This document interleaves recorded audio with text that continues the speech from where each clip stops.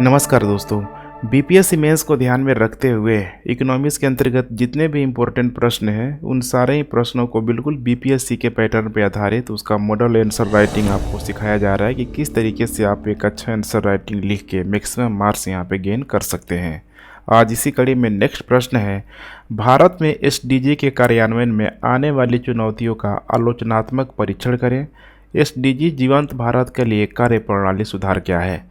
अब यहाँ पे एसडीजी का मतलब हो जाएगा सस्टेनेबल डेवलपमेंट गोल, और यहाँ पे जो भी यूएनओ के द्वारा निर्धारित किया गया है 17 लक्ष्यों को, अब यही बात की जा रही है कि इन 17 लक्ष्यों को जो भारत है किस प्रकार से प्राप्त करेगा।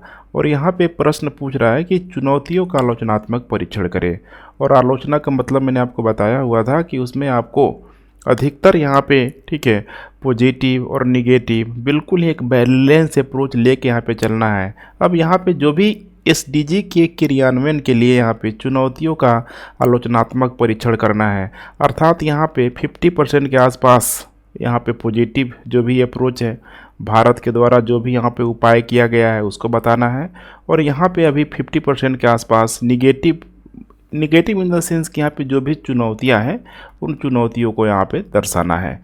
अब यहाँ पे दूसरा पार्ट पूछ रहा है कि एसडीजी जीवंत भारत के लिए कार्यप्रणाली सुधार क्या है। अब यहाँ पे जैसे इन चुनौतियों को इंडिकेट का आप लोग कर लेंगे तो फिर इसमें सुधार भी आसानी से किया जा सकता है, सुधार आसानी से इसमें किया जा सकता है, और ये यहाँ पे हो जाएगा क्वेश्चन का सेकेंड हाफ हो जाएगा।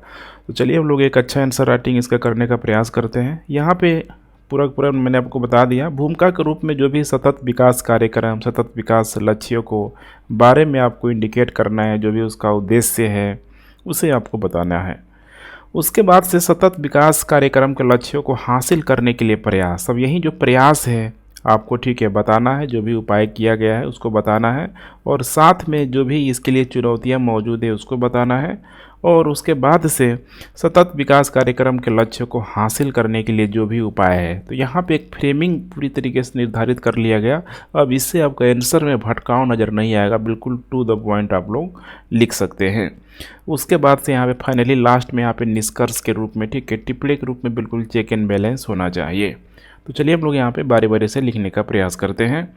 अब परिचय में यहाँ पे चूँकि बात की जा रही है यहाँ पे एसडीजी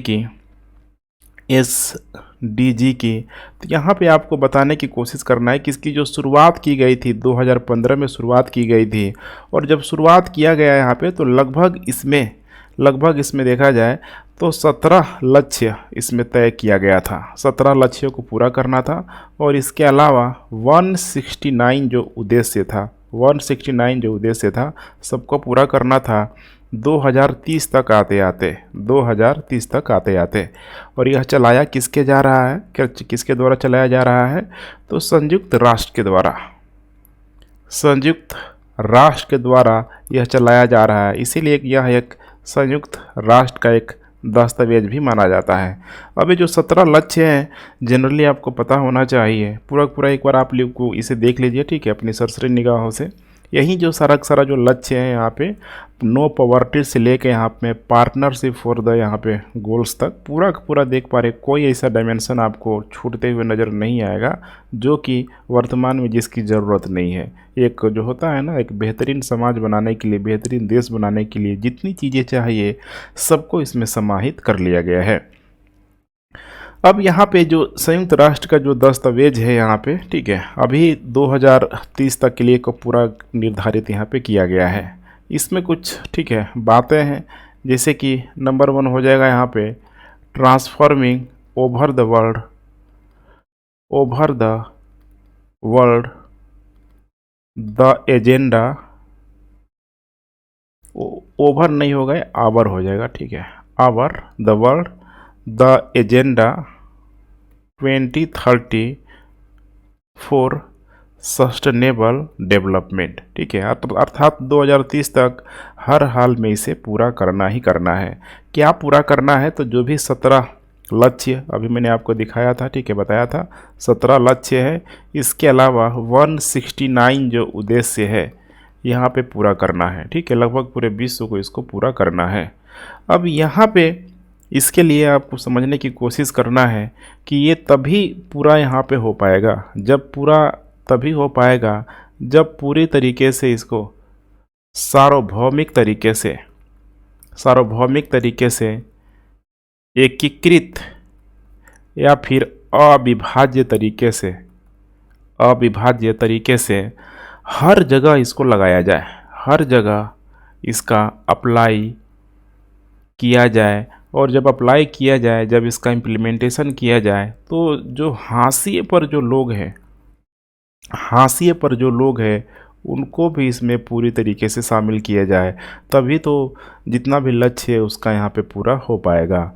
अब यहाँ पे ज़रूरी है, यहाँ पे हो जाता है, ठीक है, कि किस तरीके से इसको एक साथ लेके चला जाए तभी ये पूरा हो पाएगा। तो इसीलिए यहाँ पे एक मंत्रा के रूप में समझ सकते हैं, एक मंत्रा के रूप में इसका इम्प्लीमेंटेशन के लिए, कि इसमें सार्वभौमिकता का सिद्धांत दिया गया, सार्वभौमिकता का सिद्धांत दिया गया, अर्थात सारे लोगों के द्वारा ही इसे पूरा किया जा सकता है, ताकि कोई इसमें पीछे छूट न जाए, कोई भी इस कड़ी में पीछे छूट ना जाए, ठीक है। और वो सबसे इम्पोर्टेंट है यही है, बार बार 17 लक्ष्य मैंने अभी आपको यहाँ पे दिखाया हुआ था। अब इसी कड़ी में यहाँ पे चूँकि इसके अंतर्गत भारत भी हर एक जो यहाँ पे पॉइंट देख रहे हैं 17 जो लक्ष्य है उसको अचीव करने का प्रयास किया है, ने कर रहा है। तो भारत के द्वारा भी कुछ न कुछ यहाँ पे कार्यक्रम चलाया जा रहा है। तो यहाँ पे नेक्स्ट आपको बताने की कोशिश करना है यहाँ पे भारत के संदर्भ में। अब इन लक्ष्यों के निर्माण के लिए यहाँ पे भारत की क्या भूमिका होगी यही बताना है।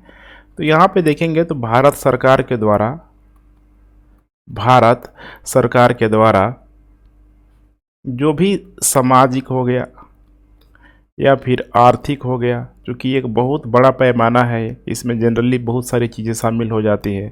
सामाजिक और आर्थिक कार्यक्रम को कंटिन्यू रूप से यहाँ पे चलाया जा रहा है, और इसका उद्देश्य यही है, क्यों चलाया जाता है, ताकि यहाँ पे रोज़गार मिल सके, लोगों को नौकरी मिल सके, रोज़गार मिल सके, बड़ी मात्रा में यहाँ पे निवेश किया जा सके,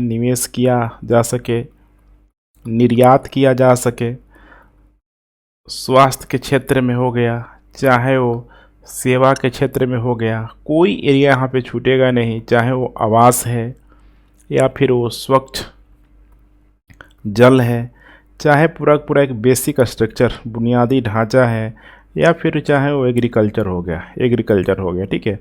ऐसे बहुत सारी बातों को आपको दिखाना है कि भारत इन सारे ही लक्ष्यों को पूरा करने के लिए भारत सरकार भी यहाँ पे प्रतिबद्ध है, और उसके लिए बहुत सारा कार्यक्रम ऑलरेडी भारत सरकार के द्वारा चलाया जा रहा है, ताकि इन सारे ही उद्देश्यों को बारी बारी से पूरा किया जा सके। अब आइए हम लोग यहाँ पे नेक्स्ट बात करते हैं, सतत विकास कार्यक्रम के लक्ष्यों को हासिल करने के लिए जो भी प्रयास है, जो भी इसका सुधार है, यहाँ पे आपको बताने की कोशिश करना है, ठीक है। तो यहाँ पे आपको समझने की कोशिश करना है कि जो भी प्रयास और सुधार है, जो भी इम्पोर्टेंट पॉइंट है, सबको शामिल करने का प्रयास करना है। जैसे कि जो भी प्रयास किया जा रहा है, लगभग 12 पॉइंट है इसमें, इतने सारे पॉइंट एग्ज़ाम में लिखा नहीं जा सकता है, लेकिन कोशिश कर सकते हैं आप कि इसमें से कम 7 से 8 पॉइंट एग्ज़ाम में ज़रूर शामिल करें। तो चलिए हम लोग यहाँ पे बारी बारी से इसको देखने का प्रयास करते हैं कि किस तरीके से यहाँ पे प्रयास किया जा रहा है। जैसे हम लोग नंबर 1 बात करें, शून्य गरीबी और लैंगिक समानता। अब गरीबी की बात करें, लैंगिक समानता की बात करें, तो इसका सीधा जो संबंध है महिलाओं से हो जाता है, ठीक है। अब यहाँ पे जो महिलाओं से संबंधित जो मुद्दे हैं, चाहे वो यहाँ पे गरीबी को लेके हम लोग आर्थिक मुद्दे की बात कर ले, इसके अलावा वित्तीय मुद्दा की बात कर ले, महिलाओं के लेके सामाजिक सुरक्षा की बात कर ले, वैसे ही उनके कौशल विकास हो गया या फिर रोजगार तक, ठीक है, या फिर रोजगार के अवसर तक पहुंच, ऐसे बहुत सारे जो चैलेंज है महिलाओं में आपको आमतौर पे देखने के लिए यहाँ पे मिल जाएगा। अब इन्हीं सारे चैलेंजों को दूर करने के लिए भारत सरकार के द्वारा कुछ यहाँ पे योजनाएं चलाई जा रही है महिलाओं के लिए ताकि इनकी गरीबी ख़त्म हो सके, लैंगिक समानता पूरी तरीके से आ सके। जैसे कि कुछ इम्पोर्टेंट जो भी स्कीम है, बेटी बचाओ, बेटी बचाओ, बेटी पढ़ाओ हो गया। इसके अलावा सुकन्या समृद्धि, सुकन्या समृद्धि। इसके अलावा मातृत्व अवकाश, मातृत्व अवकाश खासकर, ठीक है, प्रेगनेंसी के समय यहाँ पे दिया जा रहा है। तो अब इसको लेके एक सराहनीय कदम माना जा रहा है, सराहनीय कदम माना जा रहा है। और इसमें देखेंगे तो शून्य गरीबी और लैंगिक समानता से, जो कि एसडीजी का एक लक्ष्य है, इसको अचीव करने में मदद मिलेगी। नेक्स्ट हम लोग बात करते हैं यहाँ पे शून्य भूखमरी, शून्य भूखमरी। इसके लिए यहाँ पे प्रयास किया जा रहा है भारत सरकार के द्वारा, जैसे कि सब्सिडी फ्री, ठीक है, सब्सिडी युक्त, सॉरी फ्री नहीं होगा, ठीक है, सब्सिडी युक्त, ठीक है, सब्सिडी युक्त पूरी तरीके से यहाँ पे भोजन उपलब्ध कराया जा रहा है। अब सब्सिडी युक्त भोजन का मतलब क्या है यहाँ पे, तो जैसे कि कुछ एग्जांपल है, समझने का प्रयास कीजिए। हम लोग चाहे पीडीएस की बात कर लें या फिर यहाँ पे मध्याह्न भोजन की बात कर लें, मध्याह्न भोजन की बात कर लें। इसके अलावा वन कार्ड, वन राशन की बात कर लें, वन राशन की बात कर लें, ठीक है। सबका यहाँ पे बेहतरीन तरीके से क्रियान्वयन के लिए, खाद्य वितरण को सुधार प्रदान करने के लिए लक्षित व्यक्तियों तक पहुँचा जा सके, ताकि किसी भी प्रकार की कोई भूखमरी ना रहे पूरे के पूरे देश में, उसके लिए प्रयास किया जा रहा है।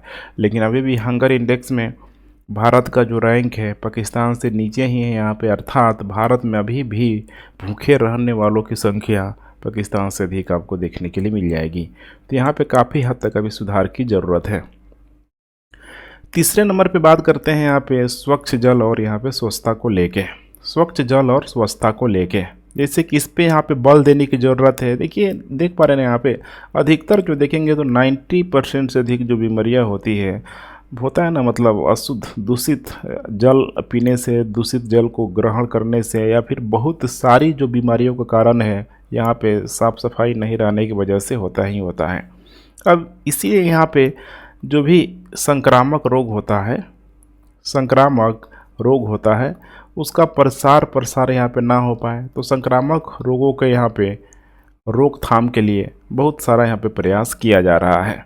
इसमें देखेंगे तो इसको लेके जो सबसे बड़ा जो कारण होता है यहाँ पे अशुद्धि जल को लेके, स्वच्छता को लेके, कुपोषण, कुपोषण जो आमतौर पे ग्रामीण इलाकों में देखने के लिए मिल जाएगा, शहरों में भी झुग्गी झुपड़ियाँ वहाँ पे आपको बड़े पैमाने पे देखने के लिए मिल जाएगी। तो कुपोषण को यहाँ पे ठीक करने का प्रयास किया जा रहा है। और इसका जो इम्पोर्टेंट जो भी कारण है, जैसे कि राष्ट्रीय खाद्य सुरक्षा अधिनियम, राष्ट्रीय खाद्य सुरक्षा अधिनियम, इसके अलावा लक्षित राष्ट्रीय पोषण मिशन, पोषण मिशन, सबको सब यहाँ पे सुधार पे बल दिया जा रहा है, ताकि किसी प्रकार के संक्रामक रोग ना फैले, स्वच्छ जल और स्वच्छता सबको यहाँ पे मिल पाए।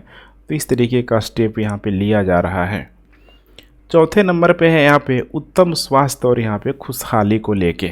अब उत्तम स्वास्थ्य है और खुशहाली को लेके है यहाँ पे, इसके लिए ज़रूरी हो जाता है स्वास्थ्य और उपचार, तभी जाके ये उत्तम स्वास्थ्य यहाँ पे हो सकता है, स्वास्थ्य और उपचार। और इसके लिए अभी ठीक है, जैसे कि एआई का ज़माना आ गया है, आर्टिफिशियल इंटेलिजेंस का बहुतायत रूप में यहाँ पे प्रयोग किया जा रहा है, और सरकार भी इसमें काफ़ी एक्टिव नज़र आ रही है।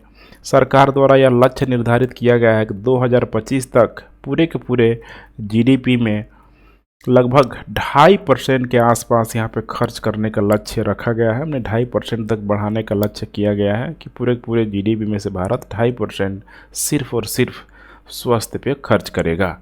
और यही कारण है यहाँ पे कि इतने शानदार तरीके से क्रियान्वयन होने के बाद ही अगर देखा जाए तो जो महामारी कोविड के दौरान जो हुआ, महामारी प्रबंधन में भारत का जो नाम है, ठीक है, अग्रणी रूप में लिया जाता है।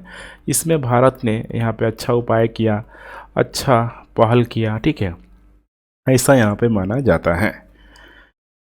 नेक्स्ट हम लोग बात करते हैं उत्कृष्ट कार्य और आर्थिक समृद्धि। उत्कृष्ट कार्य और आर्थिक समृद्धि, इसका यहाँ पे उद्देश्य क्या है यहाँ पे, तो यहाँ पे देख पा रहे जो भी उत्कृष्ट कार्य है, आर्थिक समृद्धि है, इसका जो उद्देश्य है, जैसे कि तभी तो इन्वेस्टमेंट आएगा, निवेश में वृद्धि होगा, इसके अलावा इनोवेशन को बढ़ावा मिलेगा। वैसे ही यहाँ पे पूरा पूरा हो जाएगा। यहाँ पे संरचनात्मक सुधार किया गया, संरचनात्मक सुधार किया गया, और इसका सबसे बड़ा एग्जाम्पल है जीएसटी। ठीक है, एक कर प्रणाली के तहत इसको पूरा सुधार किया गया। एफडीआई में बहुत हद तक, ठीक है, लिबरलिज्म का कॉन्सेप्ट लाया गया। उदारीकरण यहाँ पे बरता गया ताकि विदेशों से पैसा भारत में अच्छी खासी यहाँ पे आ पाए। व्यापार सुगमता पे बल दिया गया, व्यापार सुगमता पे बल दिया गया। इसके अलावा कोविड के समय देखिए जिस प्रकार से आत्मनिर्भर भारत जैसी गतिविधियां हमें देखने के लिए मिला। ठीक है, तो आत्मनिर्भर भारत का अर्थ आपको पता होना चाहिए कि यहाँ पे कि भारत सरकार ने इसको, ठीक है, एक पैकेज के रूप में डिक्लेयर किया, आत्मनिर्भर भारत पैकेज। ठीक है, दिवाला और दिवालियापन संहिता यहाँ पे लाया गया ताकि बैंकों को बैंकरप्ट होने से बचा सके। इसके अलावा भारत की जो बिगड़ती जो अर्थव्यवस्था थी, जो पटरी से उतर गई थी, उसको यहाँ पे उस पटरी पे दोबारा चढ़ाया जा सके।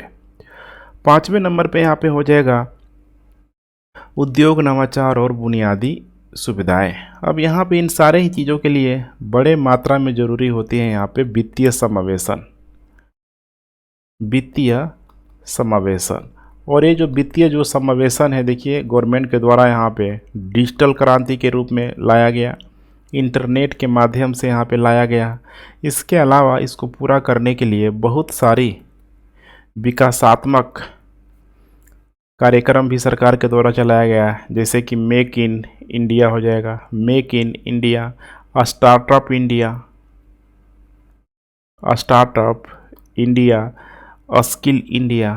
स्किल इंडिया, ऐसे जो भी कार्यक्रम है आपको, ठीक है, बहुत अधिक मेंशन नहीं लिख करना है क्योंकि आपका डायमेंशन बड़ा होना चाहिए आंसर का। ठीक है, तो यहाँ पे इसी तरीके से आपको दिखाना है, थोड़ी थोड़ी बातों को लिखते हुए। उसके बाद यहाँ पे नेक्स्ट है सस्ती और स्वच्छ ऊर्जा। सस्ती और स्वच्छ ऊर्जा में देखा जाए तो अभी भारत के द्वारा अच्छा प्रयास किया गया है, जैसे कि अक्षय ऊर्जा को लेकर जो टारगेट किया गया था लगभग 100 गीगावाट, ध्यान रखिएगा 100 गीगावाट का जो लक्ष्य था, इसको यहाँ पे पूरा कर लिया गया है।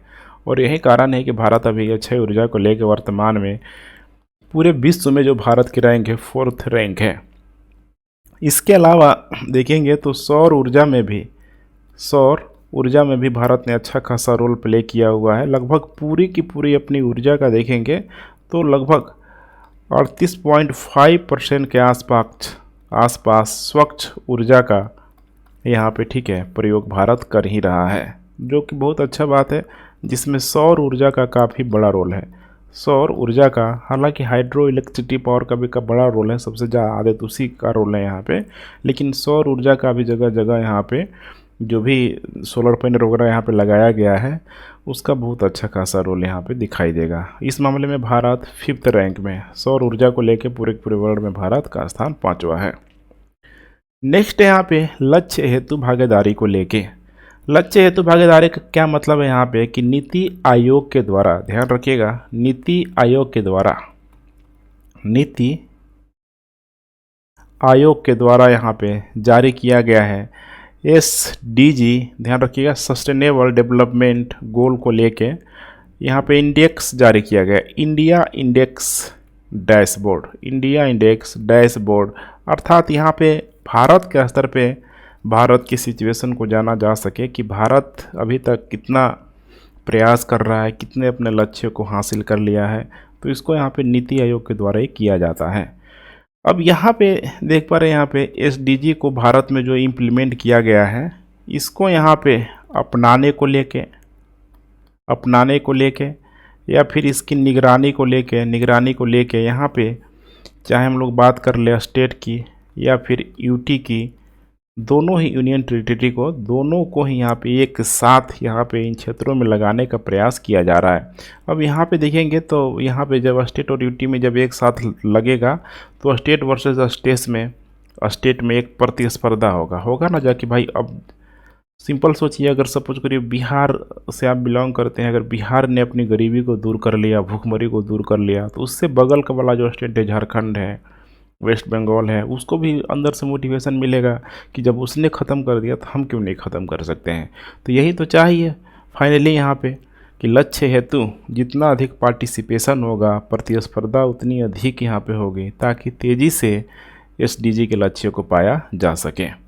और एक दूसरा कारण ये भी है कि इससे पूरी तरीके से जो सहकारी जो संघवाद है, सहकारी संघवाद को भी बढ़ावा मिलेगा। ठीक है, नेक्स्ट हो जाएगा यहाँ पे जलवायु कार्यवाही के लिए। जलवायु कार्यवाही के लिए इसमें भी भारत अच्छा खासा रोल प्ले करते हुए यहाँ पे नज़र आ रहा है। ठीक है, अगर हम लोग बात करें भारतीय कृषि के संदर्भ में, भारतीय कृषि के यहाँ पे संदर्भ में, तो यहाँ पे कृषि चूँकि ऑलरेडी आप समझ ही पा रहे होंगे जलवायु परिवर्तन के एक बहुत बड़ा कारण माना जाता है, एक निगेटिव रोल के रूप में भी जाना जाता है, जैसे धान के पैरी वगैरह को लेके कि बड़ी मात्रा में उससे मीथेन का उत्सर्जन होता है, कुछ जलवायु परिवर्तन का कारण बनता है, एटमॉस्फेयर को पूरा गर्म कर देता है। अब यहाँ पे भारतीय कृषि अपशिष्ट पुनर्चक्रण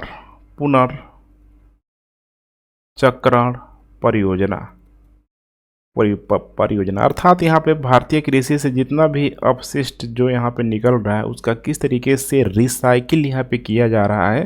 भारत ने इसका मैनेजमेंट बहुत अच्छे तरीके से किया हुआ है और इसीलिए भारत को यहाँ पे प्रिंस विलियम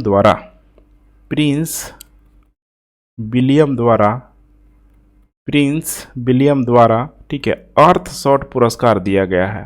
अर्थ शॉट पुरस्कार 2021 में दिया गया, अर्थात भारत ने अपने जो भी कचरा प्रबंधन था, ठीक है, अपशिष्ट का बहुत सही तरीके से यहाँ पे मैनेजमेंट किया गया और यहाँ पे उसी को दिया जाता है पुरस्कार जो एसडीजी के, ध्यान से देखते चलिए, जो एसडीजी के लक्ष्यों को अच्छे तरीके से यहाँ पे पूरा कर सके। इसमें टॉप 5 लोगों को दिया गया, टॉप 5 में ठीक है भारत भी शामिल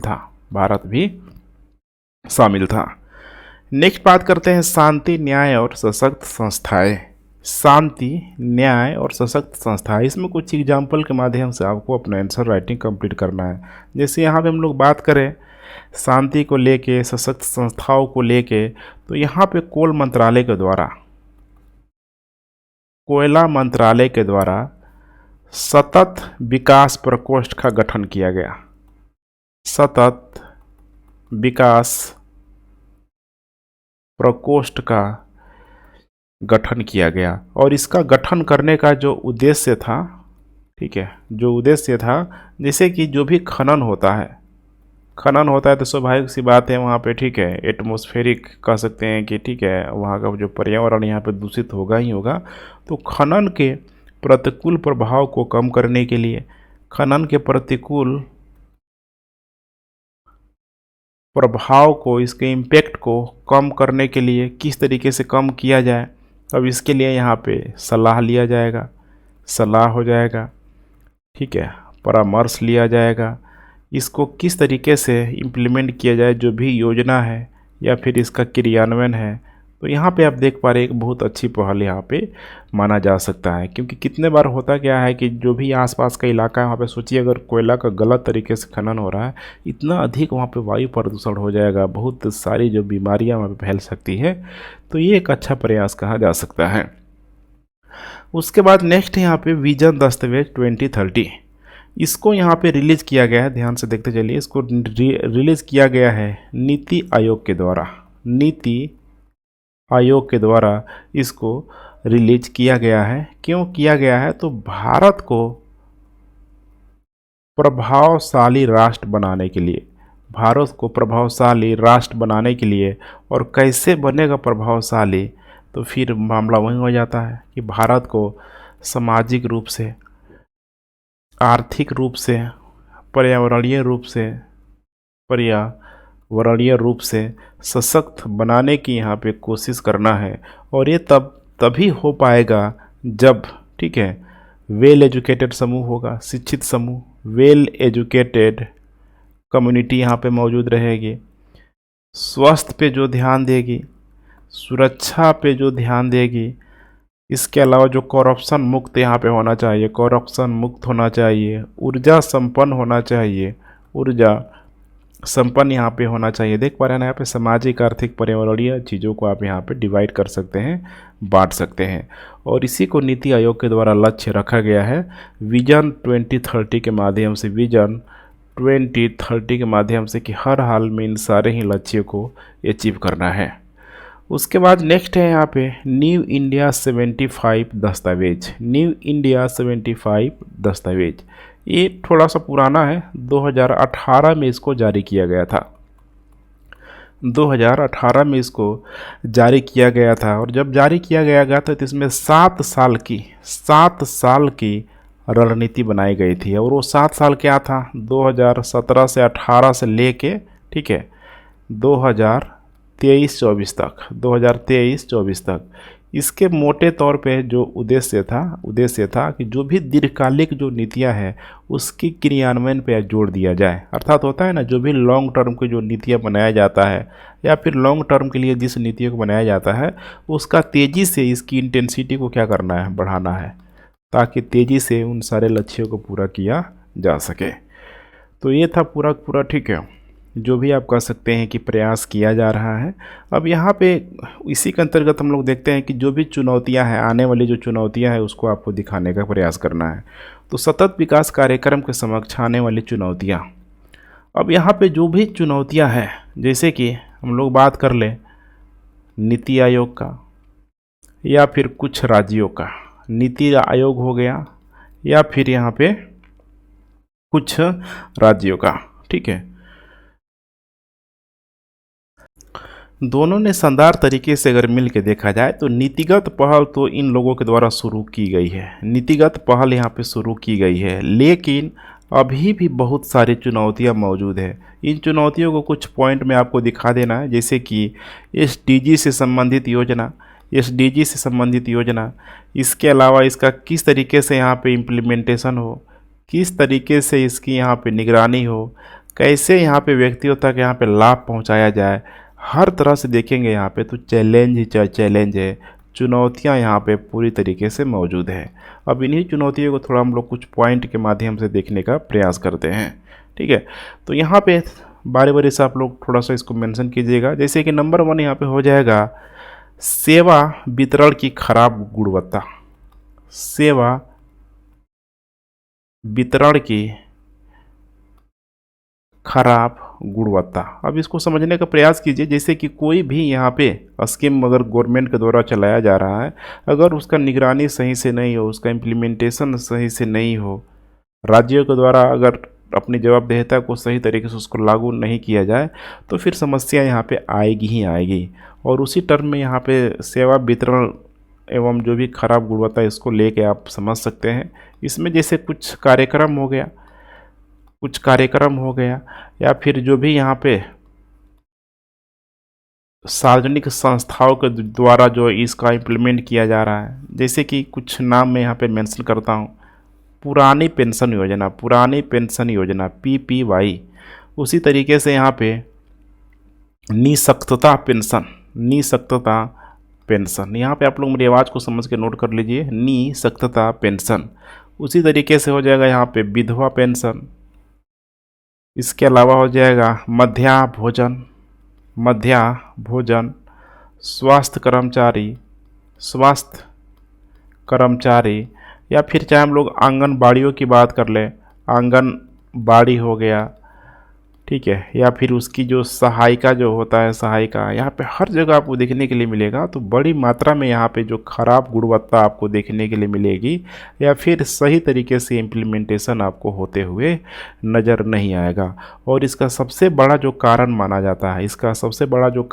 जाता है, अपर्याप्त मानव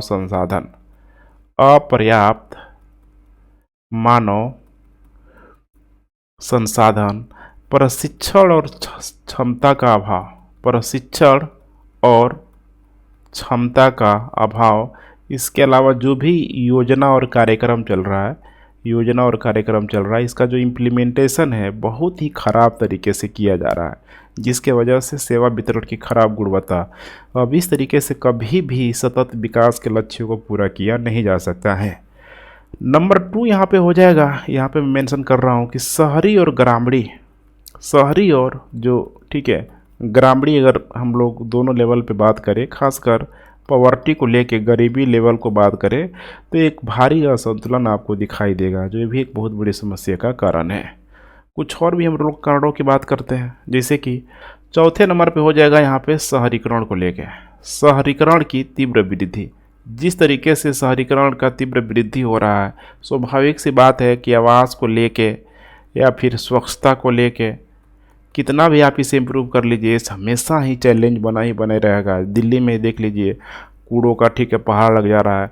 बेंगलोर जितना मेट्रो सिटी आप वर्तमान में जाकर देख लीजिए, दोनों ही जगह पॉपुलेशन डेंसिटी इतनी अधिक हो गई है कि आवास और स्वच्छता ये बहुत बड़ी समस्या का कारण है। इसके साथ साथ यहाँ पे रोज़गार भी एक बहुत बड़ा मुद्दा बना ही है, ये हमेशा ही बना हुआ है, और जब तक इसका निराकरण नहीं किया जाएगा, निवारण नहीं किया जाएगा, तब तक एसडीजी के लक्ष्यों को पाया नहीं जा सकता है। उसी तरीके से यहाँ पे हो जाएगा उपभोक्ता की यहाँ पे बाजार तक पहुँच, खासकर खाद्य आपूर्ति के मामले में देखें, खाद्य आपूर्ति के मामले में यहाँ पे देखा जाए तो यहाँ पे बाजार तक के पहुँच ही नहीं पाता है, क्योंकि यहाँ पे जो भी श्रृंखला जो होती है, आपूर्ति जो श्रृंखला जो होती है, चैन, वो यहाँ पे ठीक है बहुत स्ट्रॉन्ग दिखाई नहीं देगा। खाद्य आपूर्ति, सोचिए कोई सब्जी वगैरह हो रहा है, ग्रामीण एरिया में हो रहा है, तो उसको शहरों तक कैसे पहुंचाया जाए बहुत कम समय में बिना खराब होते हुए, तो ये बहुत ज़रूरी है। वो जो श्रृंखला हमें दिखाई नहीं देती है। इसके अलावा यहाँ पे परिवहन के जो बुनियादी जो सुविधा होनी चाहिए चुस्त दुरुस्त, ये आपको दिखाई नहीं देगी। वैसे ही कुछ और भी कारण हो जाएगा, जैसे कि जलवायु परिवर्तन की हम लोग बात कर रहे हैं। जलवायु परिवर्तन, इसका सबसे बड़ा समझ रहे हैं ना, जो कह सकते हैं कि जलवायु परिवर्तन का जो नुकसान है, कहीं न कहीं यहाँ पे अगर किसानों को देखा जाए, असमय बारिश या फिर बारिश ही नहीं हो, तो सबसे पहले तो किसानों की यहाँ पे समस्या होगी। तो यहाँ पे इसको ठीक करने के लिए प्रयास किया जा रहा है कि जो भी नई तकनीक आ रहा है, नई तकनीक का या फिर प्रौद्योगिकी का इस्तेमाल करके इससे बहुत हद तक निपटा जा सकता है। कुछ और भी कारण है, थोड़ा सा देखते चलिए आप लोग, ठीक है, यहीं पे मैं मेंशन करता हूँ। कुछ और भी कारण है, जैसे कि स्वास्थ्य सेवा को लेके, स्वास्थ्य सेवा को लेके अभी क्या हो रहा है, देखिए प्राइवेटाइजेशन में स्वास्थ्य सेवा बहुत अधिक महंगा हो गया है, और यहाँ पे गवर्नमेंट अर्थात ठीक है सरकारी सेवाएं देखें यहाँ पे तो काफ़ी आपको यहाँ पे सस्ती नज़र आएगी। अब ये चिंता का भी विषय है, कुछ हद तक यहाँ पे अच्छा भी विषय है, जैसे कि यहाँ पे ठीक है महंगा है तो दिखाई देगा कि फैसिलिटी गुणवत्ता ठीक है अच्छा दिखाई देगा। अब ऐसा नहीं है कि अब गवर्नमेंट में ठीक है संस्था है तो यहाँ पे गुणवत्ता ठीक है अच्छा नहीं होगा, लेकिन यहाँ पे ज़रूरी है यहाँ पे ध्यान देने की कि जिसको भी ड्यूटी मिला हुआ है, जिस किसी संस्थान के अंदर में है, वो सही तरीके से इसको इम्प्लीमेंट करे। तो कुछ मामले में देखेंगे यहाँ पे तो गवर्नमेंट जो सेवाएं है सस्ती है, तो एक अच्छा प्रयास हो सकता है एसडीजी के लक्ष्यों को पाने के लिए। और भी कारण है, जैसे कि महिला श्रम की भागीदारी। अभी ये बहुत चिंता का विषय है कि महिला श्रम की जो भागीदारी है अभी कम हो रहा है, घट रहा है। अभी मात्र 17.5 यहाँ पे 5 है, समझ रहे हैं 17.5% का मतलब कि महिला श्रम बल की यहाँ पे भागीदारी यहाँ पे घट रही है। तो सोच पा रहे हैं यहाँ पे जब उनकी श्रम की जब भागीदारी घटेगी तो फिर स्वाभाविक है फिर घरेलू हिंसा वगैरह, उनको आर्थिक रूप से ठीक है सशक्तिकरण बनाना है, और जब यहाँ पे श्रम में भागीदारी की कमी आएगी तो फिर से समस्या रहेगी। लैंगिक भेदभाव आपको ज़रूर देखने के लिए मिल ही जाएगा। तो इसीलिए ज़रूरी है यहाँ पे कि इनको पुनः यहाँ पे सशक्त किया जाए, इनके श्रम की भागीदारी को बढ़ावा दिया जाए। जिस एरिया में इनको लगता है कि हमें काम करना चाहिए, जैसे कि महिलाएं प्राकृतिक रूप से अगर देखा जाए है कि नहीं, मतलब फिजिकली दृष्टिकोण से देखा जाए तो कमज़ोर है, पुरुषों की इतना वो पावरफुल यहाँ पे नहीं हो सकती है। तो जो भी ठीक है उनका जो स्किल डेवलपमेंट करके उन्हीं कामों को उनको सौंपा जाए जो वे उसमें अच्छा कर सकती हैं। नेक्स्ट यहाँ पे हो जाएगा गिरती विकास दर। गिरती विकास दर, अब ये बहुत बड़ी समस्या का कारण है। अब वो गिरता विकास दर है, पैसा नहीं आ पाएगा, राजकोषीय घाटा जब अधिक होगा तो फिर यहाँ पे सरकार खर्च करने की स्थिति में नहीं रहेगा, और सरकार जब खर्च करने की स्थिति में नहीं रहेगा तो इतनी सारी जो योजनाएं चल रही है उसको पुनः यहाँ पे रोकना पड़ सकता है। तो गिरती विकास दर, इसका मतलब राजकोषीय घाटा, फिजिकल जो डेफिसिट है पूरी तरीके से बढ़ने लग जाएगा, और फिर यहाँ पे जो सरकार के द्वारा खर्च यहाँ पे कम कर दिया जाएगा या फिर इसको रोक दिया जाएगा। इसके अलावा यहाँ पे एक और कारण आप लोग देख लीजिए, ठीक है। एसडीजी 2022 का जो, ठीक है, इंडेक्स जो रैंक इसमें जारी किया गया, भारत अभी भी बहुत पीछे है, 121वें स्थान पे है 163 देशों के रैंक में। इसका मतलब कि अभी भी एसडीजी के लक्ष्यों को पाने के लिए भारत के पास महज देखा जाए तो 7 साल बचा है।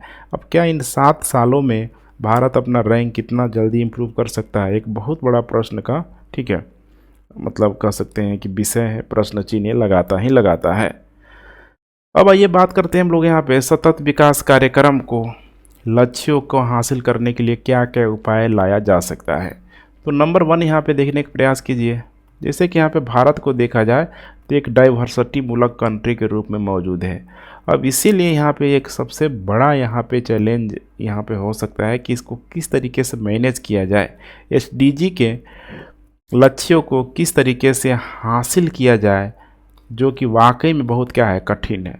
लेकिन ध्यान रखिएगा, कठिन जरूर है लेकिन असंभव नहीं है कि इसे पूरा ही नहीं किया जा सकता है। दूसरा यहाँ पे आप बता सकते हैं कि सरकार को स्पष्ट